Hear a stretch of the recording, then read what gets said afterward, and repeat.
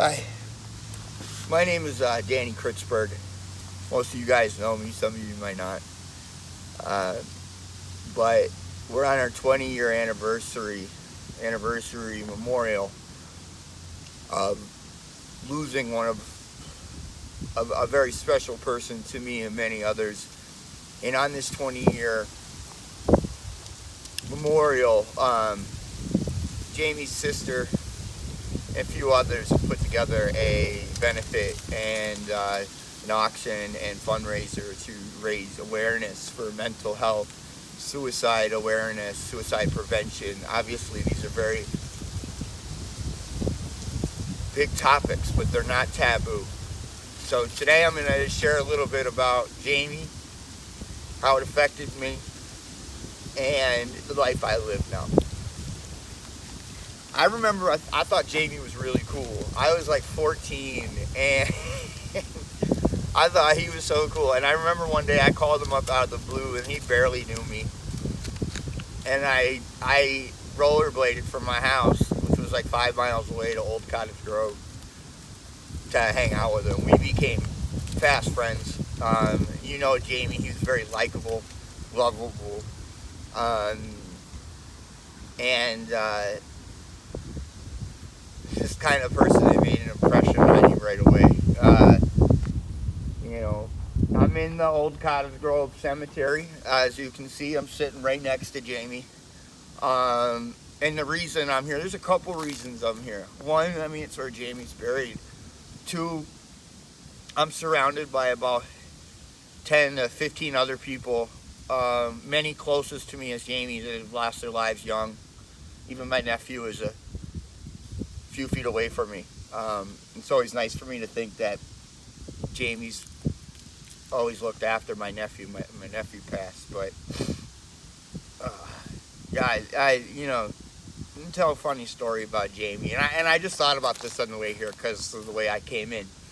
One time we were driving around, I believe it was with me, Chuck, and Greg Lariviere and Jamie, and we saw this pack of turkeys on the side of the road. And this is this is a long time ago, so it wasn't all developed with the housing that they have now. It was just woods. And Jamie's like, stop the car, stop the car, stop the car. And we do. And Jamie's like, I'm going to catch a turkey, with his hands. And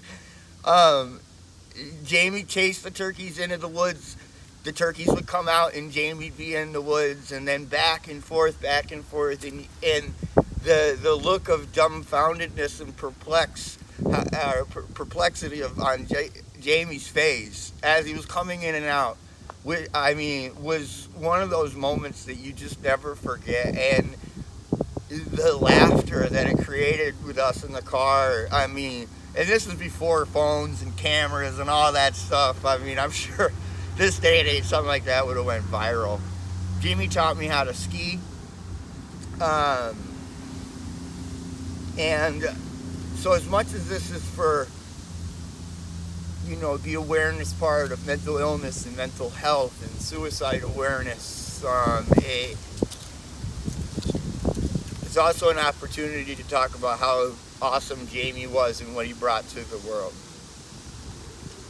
So I hope you guys enjoyed that story as I do, and as I laugh about it still. Now, Jamie and I shared a lot of things, music, we just had a lot in common. And when he took his life 20 years ago, I never felt pain like that before. It was like I had the guts ripped out of me. I was 19 years old, and believe me, innocence was not something that I was, for a really long time at that point. I'd been screwing around, and many of my friends too. We just got into things at a really early age, at a hardcore level. And with that, like when you're 14 and they're saying, hey, this is going to come back to get you later on in life, and you don't listen, those things are true that people say. Because I'm saying them now.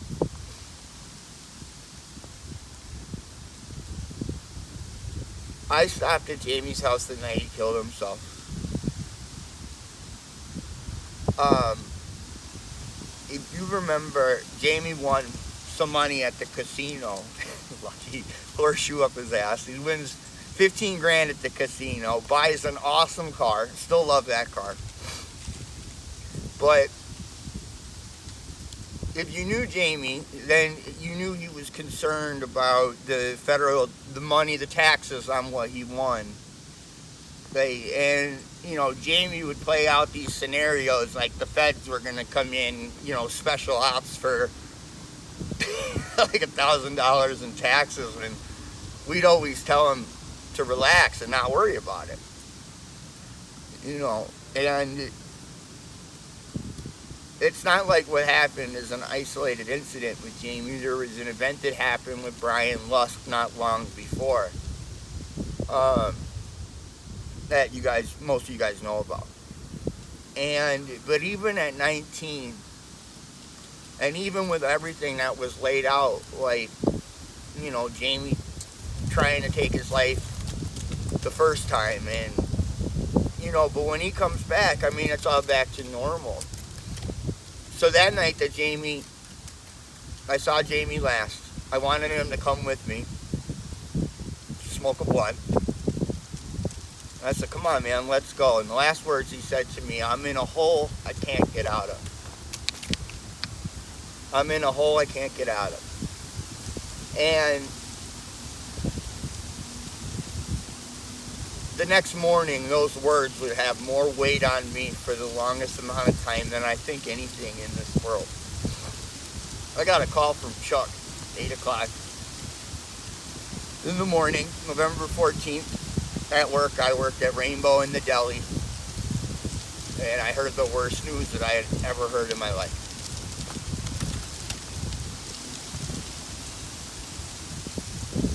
That Jamie had taken his car onto a cornfield, not far from where I am right now, and with a rifle took his own life. And at hours before, tells me he's in a hole he can't get out of.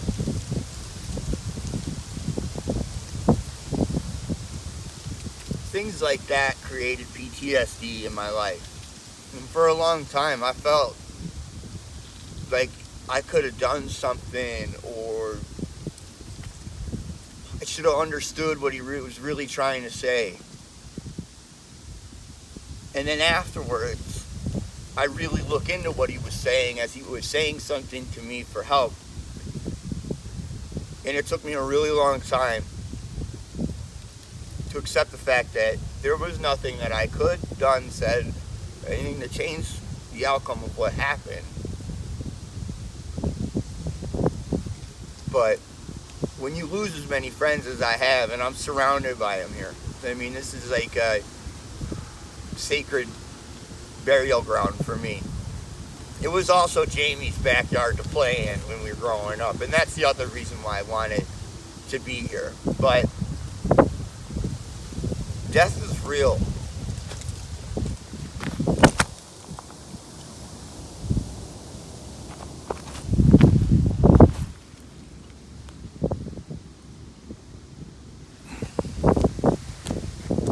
Sorry about that, wind caught it. Death is real.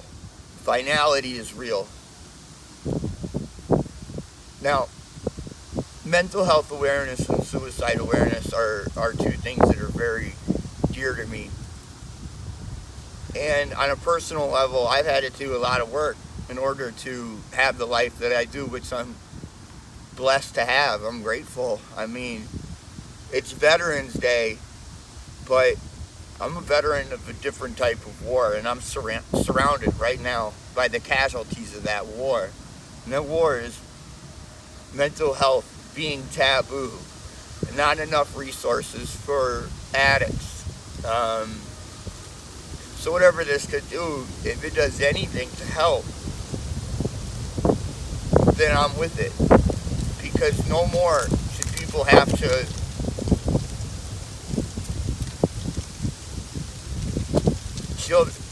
parents shouldn't have to bury their own children.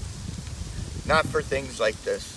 There's always help, there's resources, And it just comes with admitting it and accepting it. You know, my life has been crazy for a very long time. But I've been determined not to end up in a cemetery myself. I have a 7-year-old daughter that I love. And it even hurts harder being a parent sitting here right now. So let's celebrate Jamie, because he was a beautiful person. Let's push for more mental health awareness and suicide prevention resources in the community, as a community. Because I'm sitting right here, right now, in a place surrounded by people that have very similar stories, and they're very similar solutions to them all. Thank you for this opportunity, Lindsay, to talk about Jamie Eckert. I love you, brother. Forever young.